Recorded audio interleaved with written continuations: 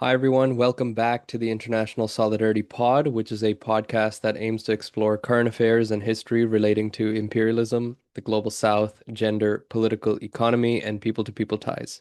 I'm your host, Ashwin. In this episode, I talked to Immanuel Ness about his book, Migration as Economic Imperialism. We look at the place of migration in the broader world system of capitalism and imperialism and why migration, in fact, does not contribute to the overall development of the countries people are migrating from. Immanuel Ness is a professor of political science at the City University of New York. He is a Marxist scholar whose work looks at migration and worker struggles across the world. He is also a longtime labor organizer. If you're watching this on YouTube, be sure to subscribe and like this video. That's very important.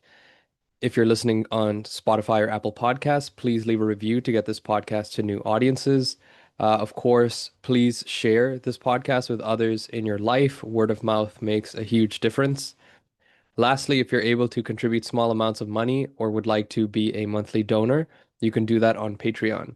I've left that linked in the description, in addition to where you can find our Instagram and Substack. All right, without further ado, here's my conversation with Immanuel Ness. All right, Manny. Welcome to the International Solidarity Podcast. Thank you for making the time. Um, you know, we're here to talk about your book, Migration as Economic Imperialism, but more broadly, just sort of at a higher level about the connection between migration and its place in imperialism. Maybe I could get you to, to briefly, and I guess we don't have to spend too much time on this, but I just want to get a sense of why you wrote the book and which areas, because I know you've done research sort of all over the world on this, and I want listeners to sort of, get a sense of the research behind this. So, briefly on that before we move on to what migration has to do with imperialism. Right. The reason why I wrote the book is because much of the attention, media attention, academic attention, and so forth, has been drawn to migrants as people who enter countries and are impediments to those countries in one way or another. They're taking away from those countries. And in fact, much of the literature actually focuses on that. Even if it's coming from a liberal perspective, if there's a focus on migrants, there's a crisis of migrants who are being exploited, that itself actually draws attention to migrants in a negative way because they use the term crisis. And the terminology of crisis is one that actually contributes to political decisions that could be deleterious to the migrants themselves. So I decided to write this book to debunk many of the perspectives that have been advanced by mainstream liberal migration scholars. And there are many who basically argue that migration is a net positive for society. Now that may seem, paradoxical, but it's not meant to be. Essentially, what I'm arguing is that migrants themselves are essential workers in society, and that we should not think of them as necessarily victims, but they're essential workers who are exploited, just like workers are anywhere around the world. But in this context, more highly exploited. The focus of the book actually is one, and I was very much interested based on my research that I've conducted, on a global level, is to compare the country of origin and the country of destination. So I've done a lot of that work before with respect to the Caribbean and North America. There's been a lot of migration between Jamaica, maybe the coast of Mexico and so forth to the United States. Legal migration, I'd call it, very, very small migration program called an H-2B program. But I've also wanted to expand that to other programs that have existed around the world, and especially now because there has been a significant rise in migration. Some 250 million migrant workers are working overseas or in a different country. And actually, I want to say 250 million. I would say of them, about 180 million are workers.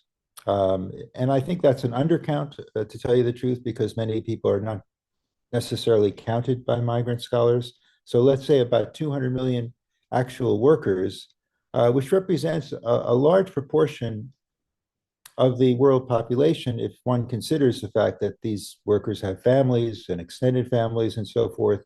So migration and migrant labor is a part of everyone's life, really. If we think about family members, or if we think about people we know and so forth, or even ourselves, that we have gone through a journey ourselves, and that when we discuss the question of migration, it has a significant effect on the world population. So I was challenged to demonstrate that remittances, which are sent back home, this is the what I would argue is now $1 trillion, probably after the COVID pandemic, it's risen again. $1 trillion is sent back home to countries of origin. And so many people in the International Monetary Fund, the World Bank, and the International Organization for Migration, which is part of even the United Nations, have argued that this is a very good trend and uh, has a positive effect on countries. And I try to argue against that point. And I make the argument that, in fact, it does not really benefit countries of origin, and it contributes to higher levels of poverty back home because most people actually don't send money back.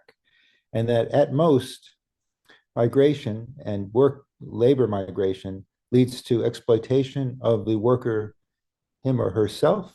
And it also, even more so, leads to the undermining of development policies in poor countries of the global south primarily. So that's one of the central arguments that I make. So, can you give us a sense of where you might have done, the research for this book?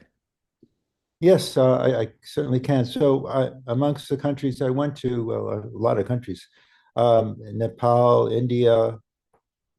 So let me just put regions: South Asia, Southeast Asia, Africa, Europe, Latin America, North America, South America, North America. I wanted to get a perspective of each of the major corridors of migration in the world. So there's one that is in Asia, more or less, and that population typically travels to other countries in Asia that are more wealthy. And the second is one in which the European model, the Schengen zone and so forth, there's a migration system. But what is not taken into consideration too often is the forms of irregular migration that occur in Europe. And I don't really like that term irregular, but I'm using the term and phrase that people use in the field. Irregular migration, it refers to people from Africa or from the West Asia and so forth and so on. So, for instance, Europe does have a migration program, and it's called the Schengen zone. So countries in Europe, people in each of those countries can migrate from one place to the other without any kind of limitation, really, or major limitation. And it's growing, the Schengen zone. It may cover about 400 million workers, or 400 million people, I'm sorry. So that is a system, a legal system of migration. Let me just go back a bit. With respect to Asia, I'm really referring to countries of North Asia, the Northeast Asia, the Gulf countries would be another focus, and a few countries in Southeast Asia are major destinations, more wealthy countries. And in Asia, the system of migration is primarily predicated on a system that is temporary migration, which is a program that the United States and other countries would like to achieve. In other words, you can go to the country for a specified period of time, and at the conclusion, you have to go back to your country of origin. The United States, for the most part, although Canada is different, for all intents and purposes, the United States does not have a system of migration.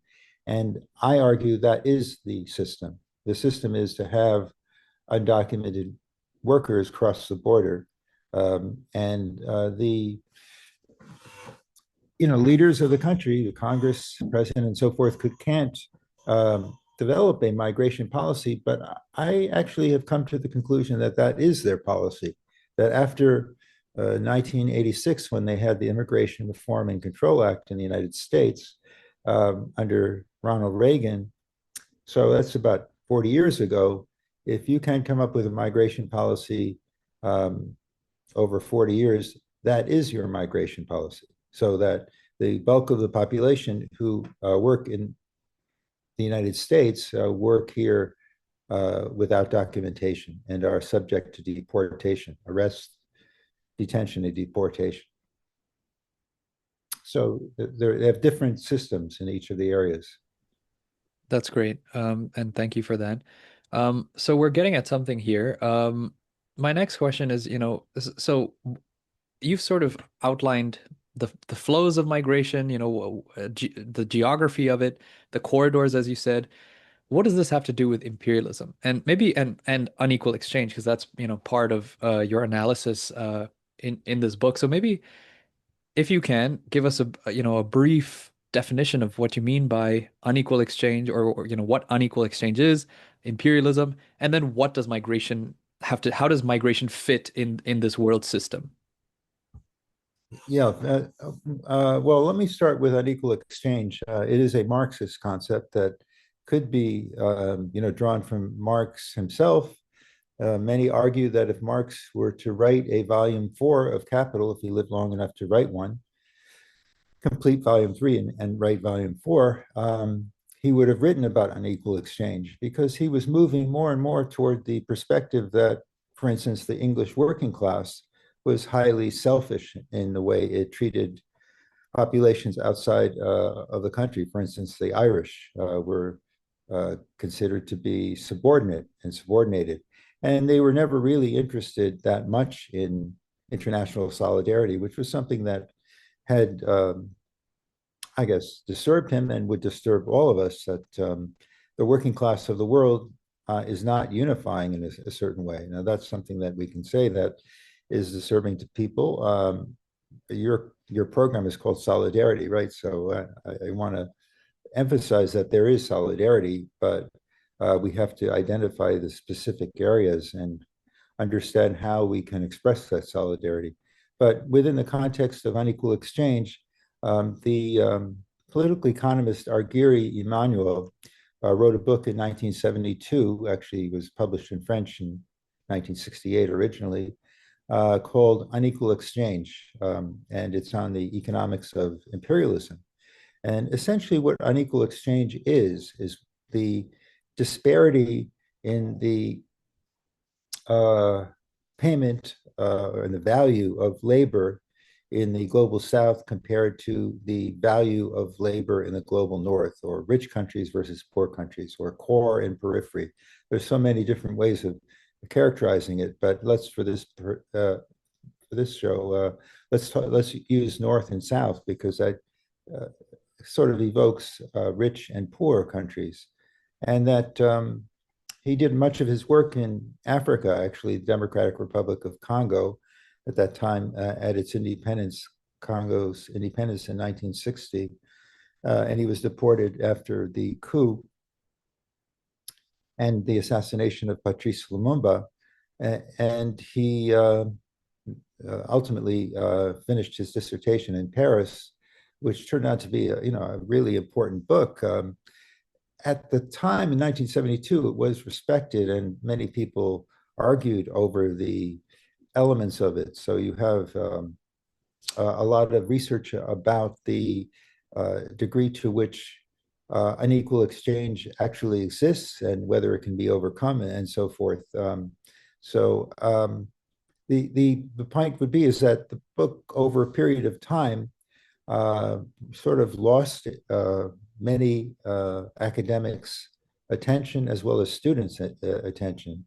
But just in the last 5 to 10 years, I would say 5 to 10 years, there has been a revival of interest in the question because as we see the world, we see it as a divided world. So one could, for instance, read the work of Jason Hickel, who is a political economist who essentially uses the Immanuel perspective to understand the world as one that's divided between countries that are more prosperous, rich, utilize far more consumer goods and fossil fuels, uh, energy. I mean, you name it.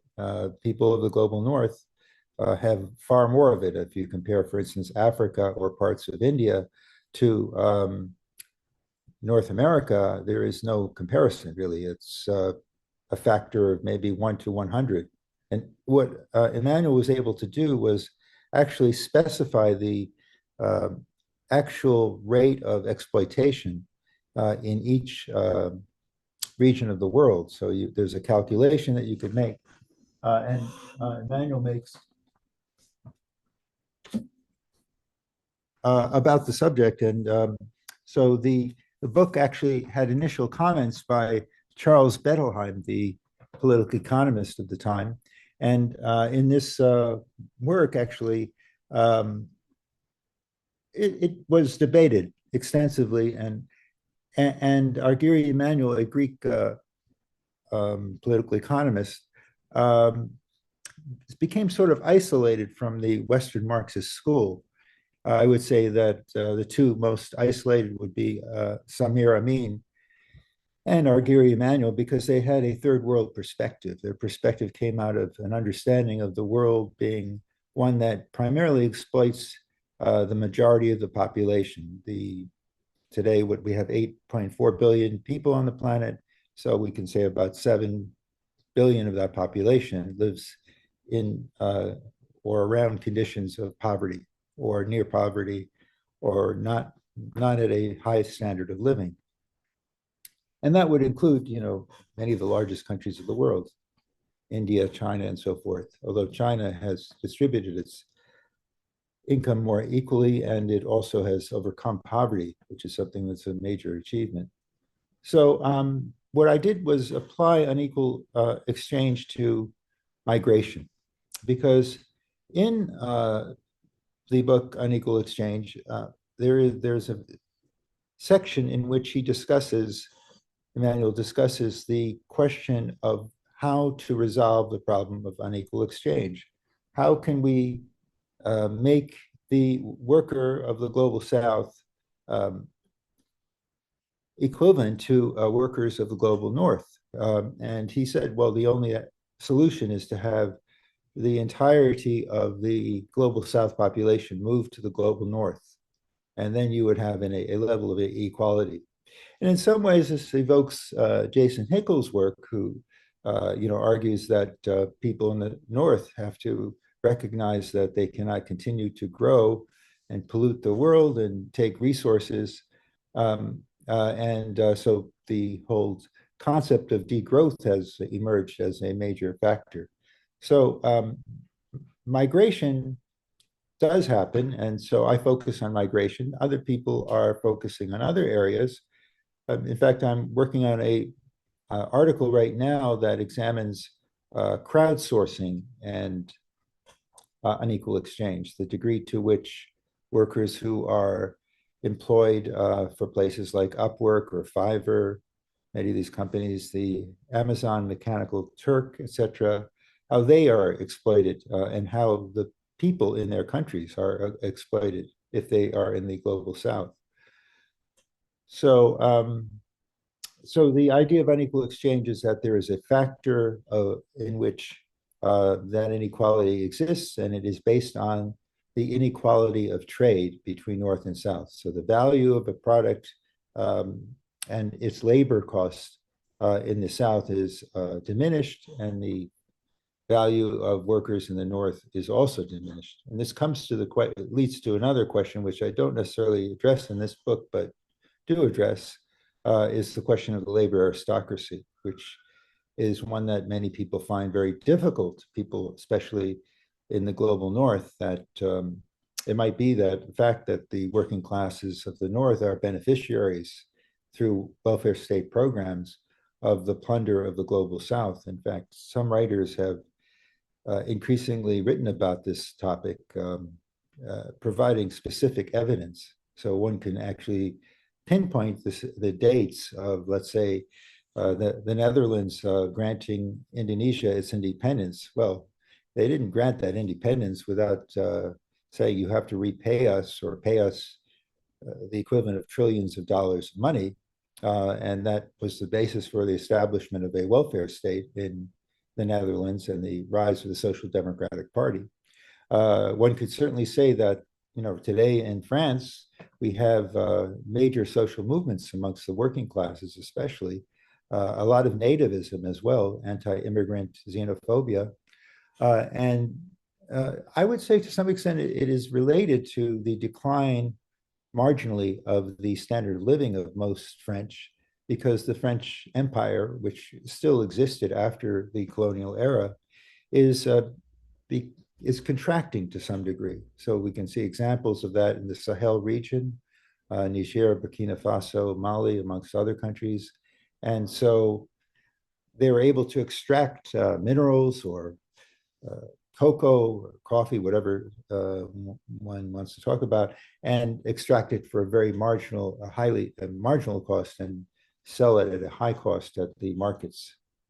But in the context of migration, which is the focus of the book, I view the migrant workers as, sort of, I would never call them a worker a commodity, but I think they're treated as commodities by people in the North, and are at the same time vilified. So one can say that here are essential workers, the most essential workers in the United States or Canada, who were critical during the COVID-19 pandemic and performing services that no one else would do in terms of transportation services, even working for government, shoveling snow. I mean, you name it. It's significant, the number of migrant workers, both documented and undocumented, who worked and risked their lives and did not have access to the vaccines that those people in the North had,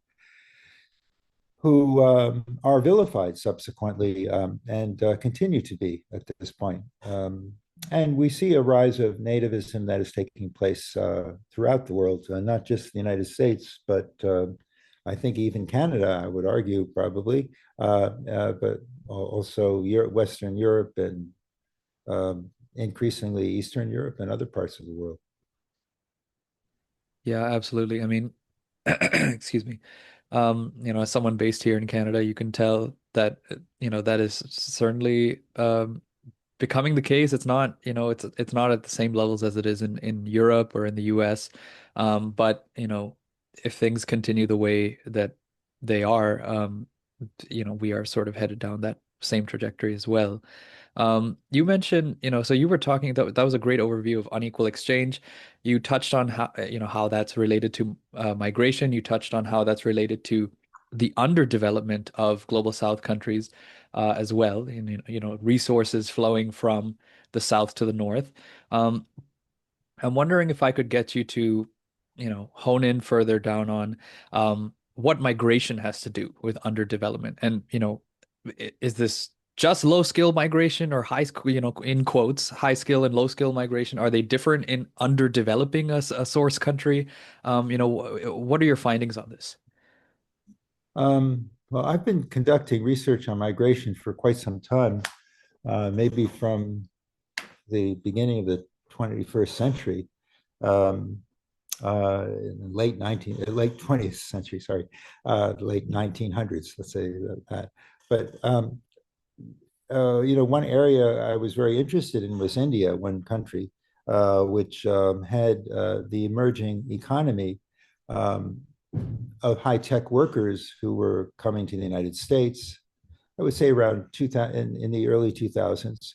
coming to the United States, and they were highly skilled workers. They generally were graduates of the university system called IIT, Indian Institute of Technology, and they were able to train at major corporations, technology corporations like Oracle or Microsoft, you name it. And these companies continue to want migrant workers, and for the United States to raise the cap of migrant workers.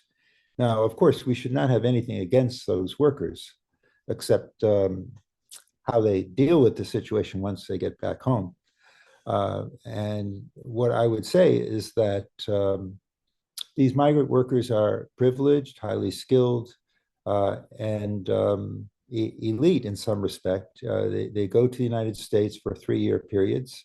Um, I must confess to you that they are discriminated against. That is certain, especially amongst the high skilled American workers in the same sector who don't have the same level of skill. Um, and so they may work for a lower wage than the American workers. So these highly paid, wealthy workers, so they may get paid a half the amount. So let's say, I don't know, let's just use the term, the figure $250,000. I think that's a lot of money. So the Indian worker may work for 80 or 100,000. And so are they replacing these workers in the United States or not? My view is that they're not. In fact, they may be creating new jobs because they have all these skills and can build and develop corporations to expand. And of course, the United States, its major export is tech, services and technology. So these workers develop relationships with these corporations over long periods of time. And in India, companies like Wipro, the Tata, I think that's one of them, a number of IT companies have benefited as a consequence of the interaction between both countries. So this would be an example of a win-win situation for both India and the United States if we just stop there. Because my view is that it doesn't contribute to the economy of India to any appreciable extent. It is focused on specific cities, the very large cities such as Bangalore or Hyderabad, Mumbai and Delhi, places like that. And so what these entrepreneurs, these very wealthy, you go to India with $100,000 or let's say more, because all their needs are paid for when they're in the United States. You can establish a business, or you can work with other businesses, and you can establish companies and so forth, and build those companies into larger ones. There's nothing wrong with that necessarily, but they do that at the expense of the local population who end up working for these firms. So, for instance, India is one of the, if not the largest supplier of accountants in the world. So most Americans know a lot about taxes, at least they care about it, not paying it. But I'm sure that's true in any country. But so most of the taxes in the United States is probably performed in India, in places like Hyderabad. And I saw these cities and did some research in those areas, and I also discussed issues with workers, most of whom can't speak English because they speak their native tongue, and whether it's Hindi or another language, they are highly exploited. So what we can look at, for instance, those people who are the accountants, they're probably treated a little bit better than most, or a lot better. But then there's also call center workers who are treated a lot worse. Yet that job itself is considered to be better than most other jobs in India. I mean, can you imagine that being the case in North America? It's sort of bizarre. And then you have another industry, which is publishing, which seems to have all moved to India. At one point, I remember it started out in Singapore, then it went to the Philippines, then it went to India, and so forth and so on. I used the term in a previous book that an accountant or an actuary said water goes to its lowest level.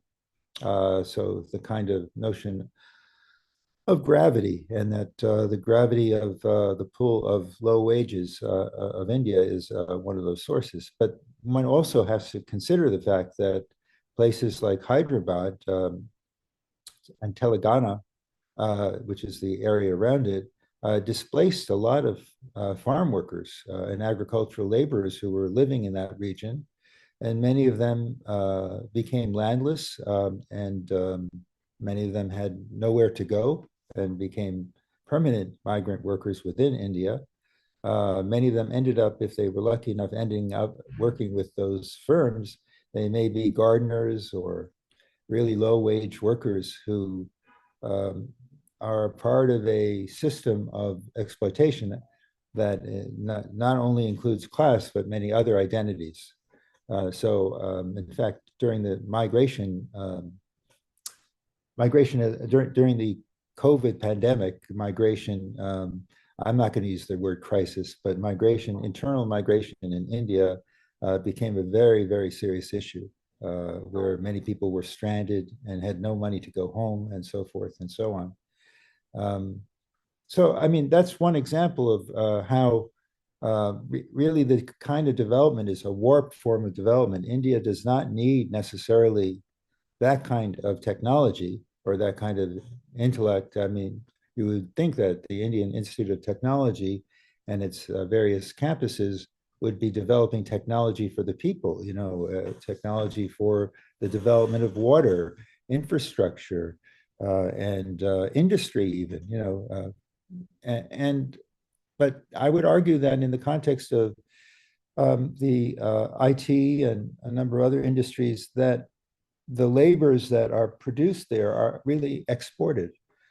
So these migrant workers go back to India, and their labor is exported in the form of tax forms, in the form of publishing, reading English, and call centers, and on and on and on. That's just one example of wealthy, fairly wealthy workers who are migrants, uh, creating a process that does not develop the country at home in the way that our Gary Immanuel in Unequal Exchange would like to see. He did believe in technological development, but he made a distinction between appropriate and inappropriate technology.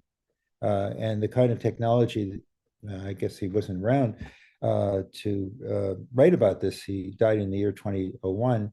The appropriate technology is the technology that will allow the country to develop its own capacity to serve its population, as opposed to one that will be providing services for people in the West. Um, I just want to see. But one point I wanted to make is that there's, let's say, $1 trillion, which is a lot of money if you think about it, but not a lot of money if you think about it too. It depends on what's you're comparing it to. For instance, the U.S. budget is something like 20 trillion, or a little less than that. So it's not a lot of money, right? So then in other ways, it is a lot of money. So that $1 trillion that people say is invested, they don't make the distinction between wealthy countries and poor countries. Most of that, the remittances are a very large share, about 50%, 40 to 50%. A plurality goes to wealthy countries. So somebody in France or Japan travels to England, Britain, or the United States or Canada. That's an example of migration too. And much of those remittances are sent home to wealthy countries. And so let's cut that 1 trillion in half to about 500 billion or less. And then we start seeing that it's not enough to really develop a economy, no less even a specific industry. I mean, there might be some odd examples of a factory that was built in Morocco. I don't think it actually went anywhere as uh, as a result of migration. Um, but there really aren't any examples of actually the development of uh, appropriate technology that will expand and contribute to the development of the population itself, such as education, healthcare, housing, uh, infrastructure, and many other aspects of life that are necessities. Um, so one example is El Salvador and El Salvadorans coming to the United States. So many people would say, though, well, that's a very good thing because they're sending money home. The migrants who are coming to the United States, I don't use that term illegal, but I could use it with parentheses, illegal. That's what Americans call it, and I'm sure that's what everyone calls it. And you read the New York Times; they use that in the language, which is highly offensive to most people who are migrants. So, so what they do is they send money back home, and it goes to specific households, maybe a third of the households. And what do they do with that money? Is an interesting question. Well, rather than building a hospital and a unit to solve cancer or to address issues of cancer, they may be able to treat a person who has cancer for a period of time. Not well, because Salvador doesn't have a highly developed healthcare industry. Maybe Costa Rica does, but El Salvador does not. So maybe they'll be able to send that person to El Salvador to Costa Rica, and that person will be cured. But it doesn't cure the problem for most of the population. In addition to that, this Salvadoran example is very important because it contributes to a transformation of the economy, and the ruling class in El Salvador has shifted away from agricultural goods towards goods that are non-tradable. That by that I'm referring to food, construction materials, education, and so forth and so on.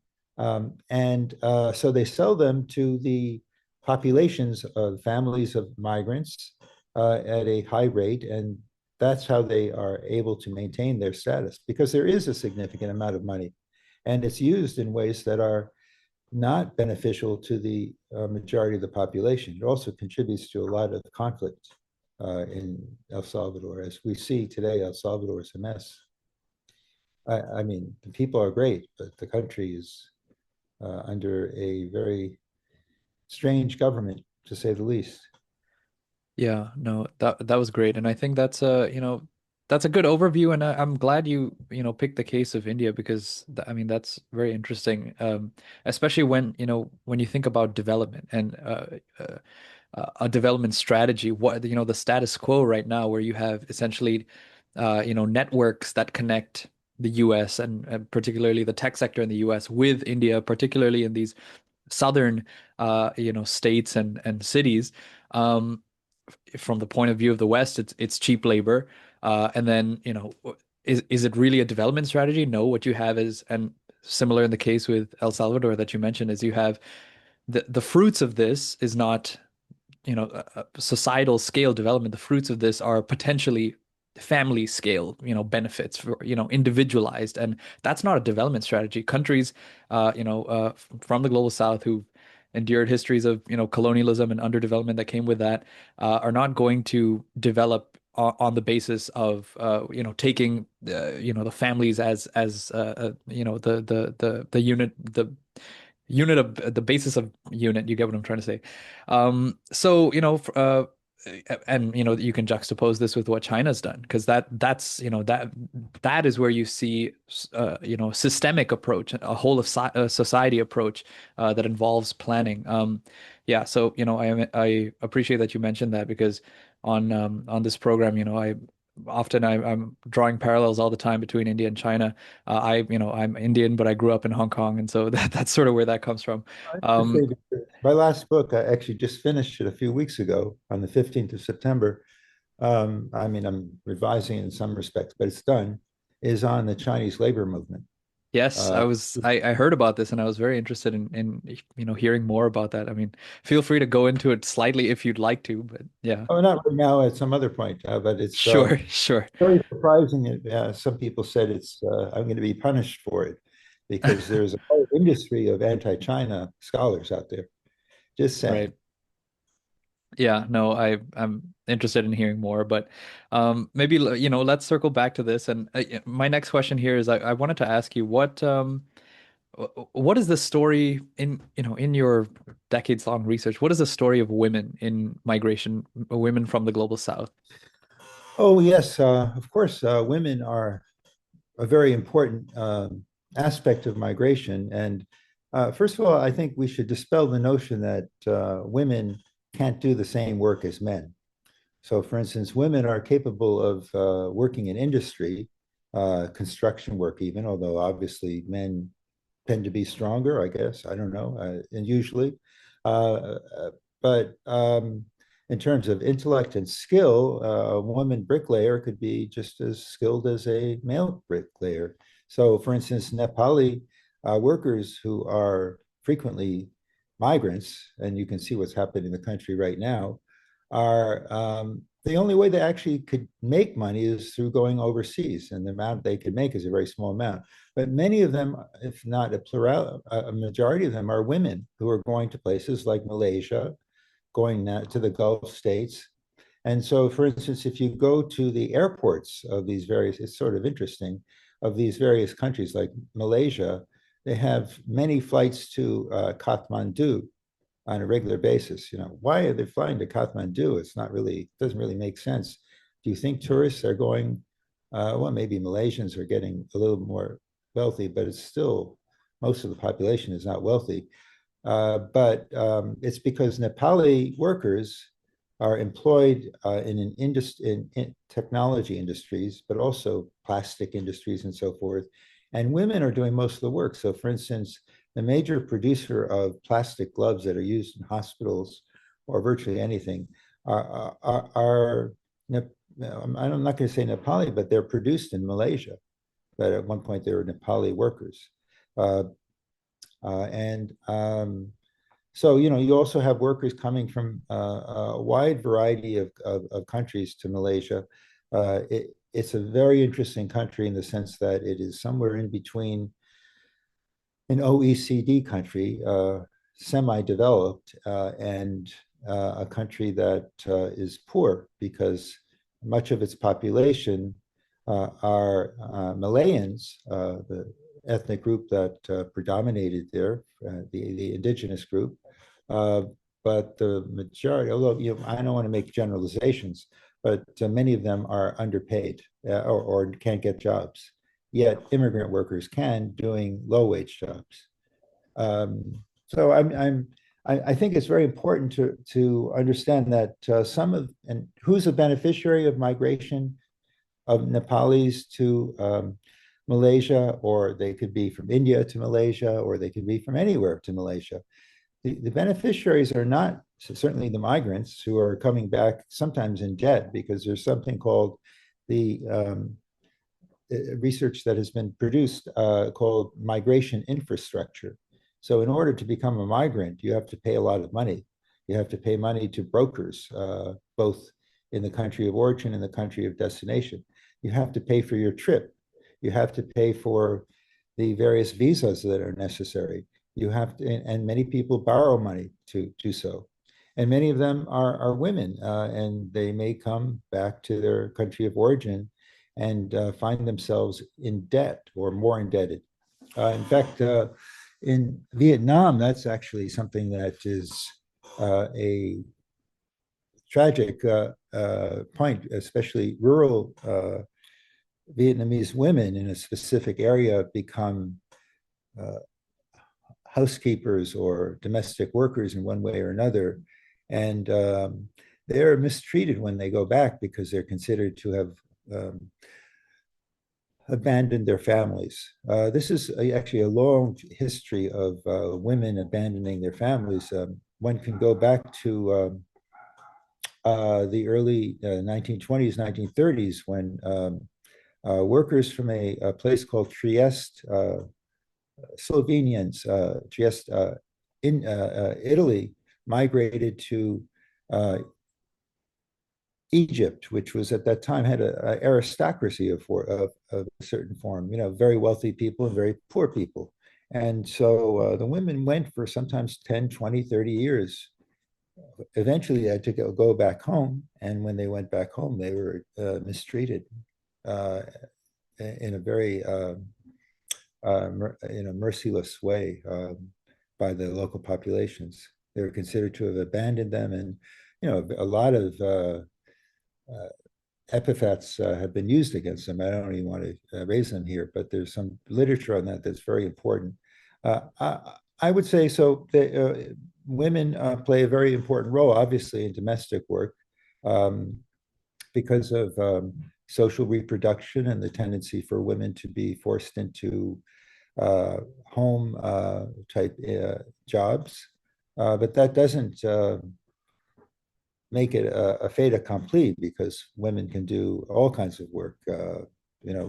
When people are in school, they're, at least when I was in school, I think I spoke to people and they said it still goes on. People are directed in one way or another. So I'm not really that handy, to tell you the truth. And I had to go to shop in seventh grade. I recall very vividly.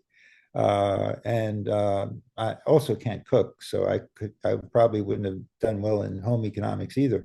So I probably shouldn't have been sent anywhere because I don't know what is the greater danger, being burned or being having your fingers cut off. I don't know. But in any case, but when we look at social reproduction, women are kind of forced into those kinds of industries, especially global South women who make up the majority of women in the planet. I can go on if you'd like, because there are also women who are stuck in their countries of destination and are desperate to go home because of the brutal conditions. One example would be the Gulf countries of the Arab Gulf countries, including Qatar, Kuwait would be one of the most serious abusers, United Arab Emirates, and including, actually, I have to say, Saudi Arabia, where people go, of course, not just women, but men too, but women actually, particularly from South Asia, go there. And many of them are essentially indentured servants, and their passports are taken away from them, and all kinds of correspondence or communication with the outside world. Women especially are treated that way. On the other hand, when we had the World Cup, was that the last one? Was it in Doha Other, or yeah, Qatar? Yeah. You read Economic and Political Weekly, which is a paper you probably know, journal paper, that the number, actually, I wrote an article for them, that the average number of people dying every day, average Indians, were something like 60 people building those stadiums and those arenas for the World Cup. That's just tragic, as far as I'm concerned. yeah, And no, that is shocking. yeah, Yeah. I don't have Um, the specific numbers, but I had them at one time. yeah, yeah. Um, okay, no, so that's important. I wanted to come to sort of, we've gone over sort of the structural setup here of, how, migration looks in the world today, in the world system, what it has to do with capitalism and imperialism. What do you see as, structural remedies? And I'm sure you get this question a lot. Perhaps you've addressed it in your book. What are the structural remedies here? You mentioned that at a theoretical level, you could have all the people from the global south go to the global north, and that would sort of undo unequal exchange. But is the solution here, and maybe we can talk about short term, long term, but is the solution here to stem migration to the global north so that, outright hyper exploitation, as well as, the lowering of the wage floor in the global north stops? Or is it something else? What is the role of migrant worker organizing in this as well, in sort of overcoming this this massive issue? Well, that's a very important question that I don't think anyone really has the answer to, but I think we have some inkling of what are the causes of the problem that exists amongst migrant laborers. First of all, I think it's very important to dispel the concept that I'm against migration. I think migration is a great thing. If people want to go from one place to the other, I think that's great. However, the people who tend to do that are people from the global north who, go on their voyages to one place or the other for holidays or long extended periods of time. So, for instance, you may be aware of this. So, in the Caribbean, you have a number of countries that are basically dominated by Westerners. One would be Belize and Barbados, amongst others, where a very large plurality, in some cases, maybe even majority of people come from there. Baja California would be another example of Americans going there. So I think we need to make a distinction between those migrants who are going to places just for having for their lifestyle migrants. I think that's what they're called, as opposed to people who migrate because they must work in order to survive and have their families survive. So I'm not against migration whatsoever. I just think that everybody should have the opportunity to be able to choose where they live. I know there's a huge discussion in the literature, especially amongst leftists. I don't know if they're Marxists, they're probably anarchists more than anything, but of open borders. I'm all in favor of that. I think that's a great idea. The question for me is, as a Marxist and a materialist, I don't see that in the cards. In other words, I don't see that happening anytime soon. I mean, in a perfect world, that would be able to take place. Open borders, people being able to go wherever they want. It's not a real, I support it, but in terms of how real is that when you have leaders such as Trump around? It's not happening under Trump. It's not going to even happen under the Democratic administrations who actually deport even more people or had a record of deporting. Obama actually was referred to as the deporter in chief of the United States for a period of times. So there's a general consensus that undocumented migration, once people get worked up about it and the economy turns sour or you have a recession, you'll find more people blaming the people who are actually doing the work and helping them get jobs. The question with the United States, and from a structural perspective, and one of the remedies would be the United States, and I'd say to a lesser extent Canada, but the United States in particular, has a disparity of income between very wealthy and the general population. And that disparity is growing and it's becoming almost like a third world country in that sense. So we're talking about 6, 7, 8 to 1 between the top 10% and the bottom 90% in terms of wealth. I mean, these are not exaggerations at all in terms of wealth as well as in terms of income. So one has to solve those problems because, honestly, I spoke to a friend of mine who's an academic, and she lives in Tennessee. I won't mention her name. A very well-respected academic, and she said, "You don't know what it means to be poor in America, especially people who are, Black Americans, Indigenous Americans, but I have to say even some white Americans.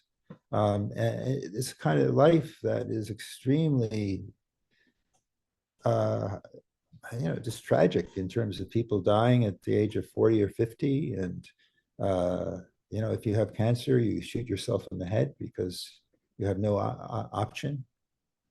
I'm serious about this. I mean, actual cases that I can provide for you, but I don't want to mention names of people and so forth.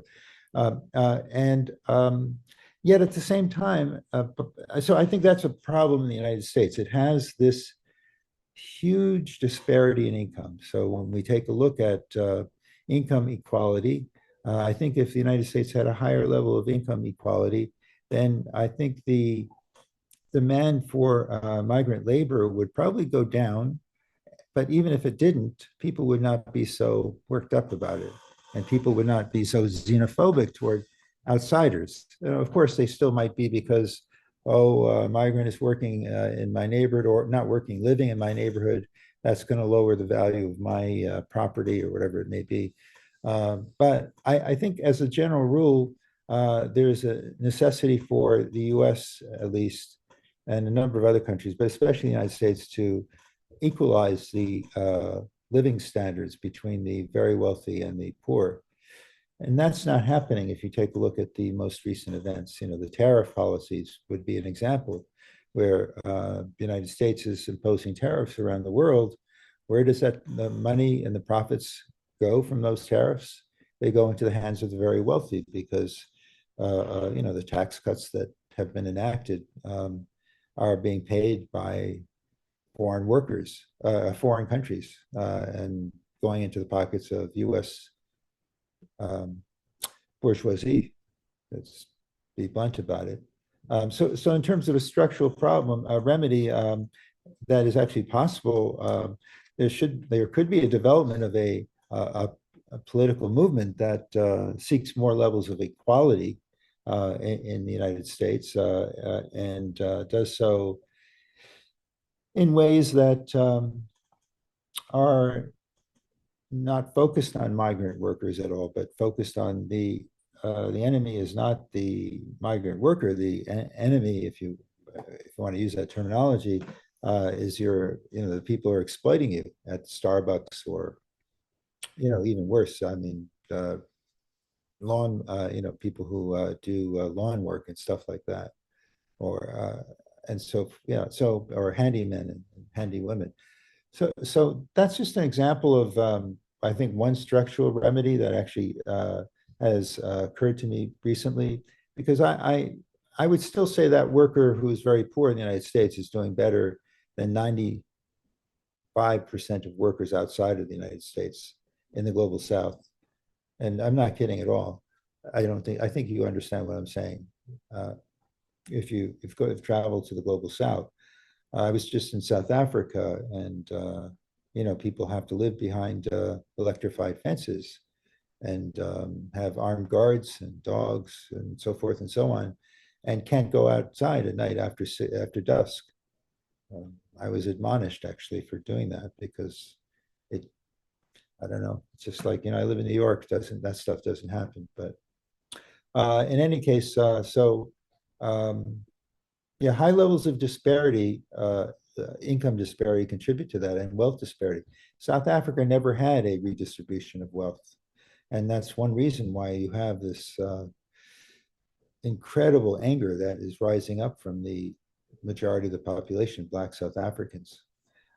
But, you examine other countries that are poor, such as Burundi, which may be the poorest country in the world, I think, where the GDP, I mean, it depends on, from year to year, it changes. GDP per capita may be anywhere from $300 to $500 a year, where the adjusted income based on where one lives does not even make up any kind of capacity to survive. So purchasing power parity is a very important concept. So you might say, well, it's easier to live in Burundi than it is in Germany or someplace like that. But it's not, because what do you get for $500? And that money is not equally distributed either, because you have a layer at the top, a thin layer at the top, who controls most of that wealth. And so if you go to countries such as that country or Malawi and so forth, you'll find that there are only very small areas in which populations are just surviving on a lower middle class level, as we would have here, very small, and the vast majority are living in poverty and must migrate in order to live. So in that context, I would say, yeah, I mean, if to solve the problems of Southern Africa, you noticed I said Southern Africa. I think you need a Southern Africa in which everybody's equal. That goes beyond the boundaries of South Africa. But South Africa also has questions, and very serious ones, related to xenophobia.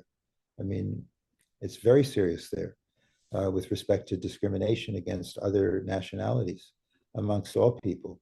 and precisely for the same problems, reasons that we have it here in this country, because a very the income inequality in South Africa is so great, probably the highest. It is the highest Gini coefficient in the world, based on data of about 7 years old, and rising. So if you think about it just for a moment, um, people are very angry. They're not making enough money to survive themselves. So they shift that anger not toward the ruling classes of their country, but toward migrant workers or migrants who are eking out an income and sending some money home, or not really sending some. If you really ask most people, they're not sending any money home, or maybe once every.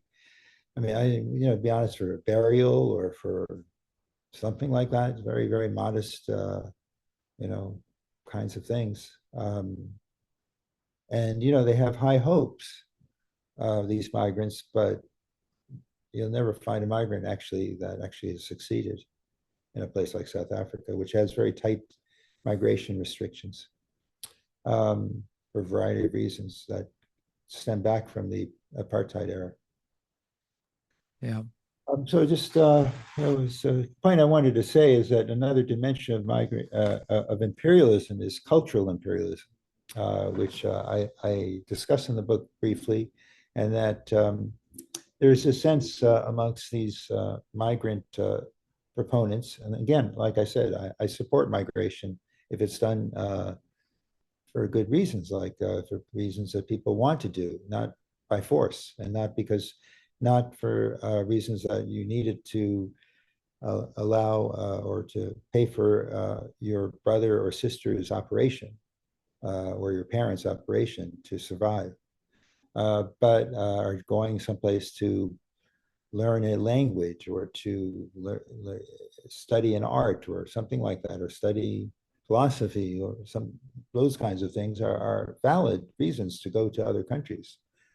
However, being forced out of need is a different case altogether. But one aspect of this is cultural imperialism, where the mainstream and liberal, I'm going to say liberal literature because they're the same really, one and the same, would argue that, well, isn't it great that, let's say, people from the Dominican Republic, the island in the Caribbean, are going to Massachusetts, the Boston area, and they're learning all the cultures, they're wearing the same clothes and so forth and so on. And they take that home, and this shows how they're learning how to become somehow better. And my view is that, well, I think the Dominicans could do a lot to teach Americans about life in the Dominican Republic and the attributes of the Dominican Republic, language and other kinds of things. So, I mean, there are, clothing, etc., is a form of imperialism, as are many other aspects, singing the songs and the cultural aspects of imperialism are great in terms of imposing. This is something that we know, all of us know. If you go to any part of the world, it's the same music, right? Or more or less. It's just a different language. Obviously, that might not be the case in certain countries that are extremely poor, but I just hear the same songs everywhere I go. Now, I'm not. I don't travel for pleasure. I have to be honest with you. I don't go to beaches, or I don't like the beach anyway, but or go to mountains or anything. I travel for work. I thrive on that, but not working to get paid. Yeah. No, this argument about bringing back culture, this is something it's incredible. I mean, when I was first taking, courses during my master's on migration, these are serious arguments that supposedly serious scholars are making about what do they call it? The repatriation of democratic values or something like that. And the yeah, it's It's worse. ridiculous. Yeah, there was a book that was recently published by Princeton University Press that was basically the argument was exporting democracy, Yeah, there essentially you go. how to overthrow your government at home. That's Yep. what they're looking. And my view is, well, take a look at some of these countries, like the United States, I think we're living in somewhere near a state that does not provide freedom of speech, and that you can get into big trouble, as I told you before this show, for saying things or tweeting things and so forth. So we don't really have freedom of speech. We have high levels of surveillance, higher, it behooves me. There was a film, I'm not a film buff, but there was a film on East Germany before the unification of Germany, and how their Stasi was listening to everyone in private conversations. Well, no one was really a threat to the state in any way, and maybe they were listening, maybe they weren't, but there is no comparison to the way that people, I'm going to say in Canada, North America, everywhere in the West, are being surveilled. I mean, I was just talking to somebody today from Denmark, and he was barred from entering the United States. He was allowed into Canada. I don't want to give the name because Canada might stop. But he actually went to college in the United States, and so he was barred because he had the wrong book in his bag, and it was a book about revolutions. It was a kind of an anodyne book. And that was the reason why he was not allowed to enter the United States and may never be able to allow to come back. So talking about surveillance and the level of state repression in this country is kind of really extensive, especially for migrants, except those migrants that the United States needs, where they will overlook. So who's going to deliver your food? You think they're going to care about that? Do you, they're all migrant workers, or for the most part, I'd say 95% in New York City. And I think that's probably true in many parts of all the urban areas of the US and throughout the world, really. These are migrant workers, not entirely, but migrant workers who eke out a living and are doing very well for those people who are the consumers, as well as the people who are selling, for instance, food. These are digital workers on the platform. By that, I mean they're delivery workers who use their phones, and the intermediary is the platform company, whether it's Uber Eats or what have you, Seamless, I don't know, there are different names in different countries. They're the ones who are exploiting people, and those workers frequently take enormous risks going into certain neighborhoods that are quite dangerous, perhaps. They also take risk in the sense that they could be arrested because they pass a traffic light or something like that. In New York City, that's the law. So we're seeing a highly more, in New York City used to be, I think it still is, we would like to think anyway, a sanctuary city for migrants. It really no longer is, because you have ICE, the immigration system that enforces the laws of the USCIS, the Citizen and Immigration Service, who are out there to arrest, detain, and deport. And so people are really fearful. I recently did some research amongst Ghanaian delivery workers, not too far from where I live. And first of all, they would never talk to me. And so I had to get somebody who spoke at least French fluently. That I'm talking about Guinea in West Africa. And these workers were fearful. And I thought the other day, I was thinking about it. I can understand why they don't want to talk to people like me, because it could easily be immigration enforcement or an informant of one kind or another, checking up on not just one person, but the entire community of Guineans who have left the country because of a highly dictatorial government that actually is supported by the United States. Yeah. Um, To round out this, interview, and this has been great, Manny. So I really appreciate it. To round out this interview, I want to ask you a question that I've been getting into the habit of asking several of my guests who, I consider to be important voices on the left, particularly the anti-imperialist left. And, on that, you've written, quite a bit about Western Marxism and the need to That shift article? and sorry. Read that article? Yeah, yeah, I did. Yeah, I was actually recommended it,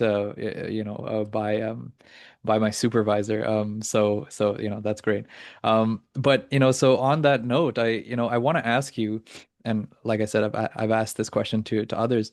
Given the trajectory of uh the communist movement, you can say, or the struggle for socialism, having its high points in the 20th century, and then counter-revolution, in the 70s onward, until today. Where do you see the socialist horizon? Many argue that it's bleak times with some prospects for hope recently in the global north, and then of course in the global south, and ever more so. China is, a big factor for a lot of folks, but I would like to get your sense of how you see this question of, where the socialist horizon is today. Yeah, I think actually socialism is on the march, if I can use that terminology. I'm not a member of any political party, so I'm not supporting any, party whatsoever when I say that. But I do think China is a exemplar of emergent socialism, what is referred to by Torkel Lawson as the transitional state. And the transitional state is a socialist state. So, for instance, if you were to read the work of Lenin or Mao, some people who say they're Leninists or Maoists or Marxists, they want read their work, and in a moment they will not. So, for instance, people laud the Communist Manifesto or the Manifesto of the Communist Party, to use the right term. But do you really want to read it and follow those rules or those dictates? So one of them is dictatorship of the proletariat. And once again, as I say, it's not a walk in the park. It's, it means that you have to fight against the bourgeoisie. So I actually think that China is heading in that direction. And they do call themselves a dictatorship of the working class. That if you ask any leader from Mao to including Deng Xiaoping, who was reviled by many for a period of time, and maybe still too today, but less so. And I think Xi Jinping has actually, done an incredible, has made incredible progress cracking down on corruption. Uh, you know, Actualizing the defense of the working class in the country. Now, of course, things are not perfect, and they never will be anywhere. But one can certainly say that the working class in China has far more rights than the working classes anywhere in the world. So I would say that, first of all, if one were to read Lenin or Mao on what the socialist state should do, this is after the revolutions, not before. They believe that the most important thing to do is to develop industry as well as technology. And without that, they're not going to go anywhere. So they're saying, well, and actually Deng Xiaoping said this. I mean, I think that Xi Jinping is a great leader. I may not say that about Deng Xiaoping, but he did say that, we can't have equality amongst paupers, really, right? So I sort of agree with that. I think that one of the greatest aspirations at the foundation of China was to actually recapture its greatness that it had at the beginning of the 19th century. And that's the same for India as well. If you take a look at these Kondratiev style maps or timelines of recession and so forth, the depression, but also with respect to share of GDP, you'll see how it contracted so much in the global South under imperialism, colonialism and imperialism, and subsequently contracted even more over the last decades. So many of I think the serious socialists would say that we need to develop our state. We need to establish a state that is capable of serving its population and vice versa. And you can't do that after a civil war, let's say, as they did in both countries and so there are many things, but many doctrinaire Marxist-Leninists who are friends of mine would probably get very angry if I were to say this, especially in India. I have a lot of friends, so I hope this is not transmitted there. I don't know. I don't really care. We have those debates there. I'm referring to non-revisionists, people who say, well, the apogee of the Soviet Union was between 1917 and 1953, 56, the Stalin era, 1924 and 56, Lenin Stalin era. And then the other one would be Mao era between 1949 and 1976. And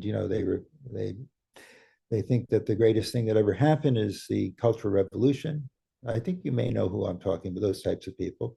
Yes. And they despise China, and they despise the Soviet Union after 1956, the 20th Party Congress, when the de-Stalinization took place. Now, I'm not saying anything about, I think Mao was a great leader, and I'm not going to say anything about Stalin, I'll get in trouble, but he also was an important leader and contributed to defeating the fascists at the very least. But I'm not going to remark about him. I don't really, there are some complications with respect to Stalin, but they're the same with Mao. If you read a lot of the literature, it's the same. Mao was a dictator. He killed tens of millions of people and so forth and so on. When actually that's not the case. Absolutely not the case. And if you think about the number of Soviets who died during the Second World War, close to 30 million people, that's half the amount of people who died in the Second World War. One has to, they were facing a huge threat. I mean, that's something that one has to take into consideration. These people were not killed by communists. So when I think of a communist, I think of a party, and I don't really think of the establishment of communism. I think of the establishment of a true socialist state, or forget about true, but a socialist state that is actually providing for its population. And so I might have one time said I was a non-revisionist Marxist-Leninist, but I sort of hedged on it always because any progress is good as far as I'm concerned. So, in Kerala in India, or the CPIM in India, I think they're doing good work. Warts and all and so forth. There were mistakes that were made, especially I think in 2012 was it the year that they constructed that stuff over. I forget the precise year. I think it was 2012 when they had a construction issue that displaced a lot of people and people died. But I think that's terrible. And on the other hand, I think that just because terrible things happen that are unforeseen and not anticipated, doesn't mean that you use a refrain, you don't throw out the baby with the bathwater. Now, that refrain was used when I was a university student to refer to Western Marxism. And I'm using it to refer to actually existing socialism, which, there are 5 states that are socialist, and they comprise or compose a very large share of the global population. China, Vietnam, North Korea, not so much in Cuba and Laos. But I think that we are going to see the end of capitalism because it cannot exist under the current terms. And I think that one should read the work of Arguri Immanuel to understand that, at least excerpts from his work to understand that concept. So all these new works by Kaito Saito and so forth on degrowth, less is more, that kind of stuff. We have to take that into consideration in the West or in the North. because we are over consuming when the world is going to collapse as a consequence of climate changes. At the same time, is a necessity for some of these countries to develop with the correct technology. That's great, Manny. We'll leave it at that. I think that's a good place to leave it. Thank you so much for this conversation and thank you so much for your time.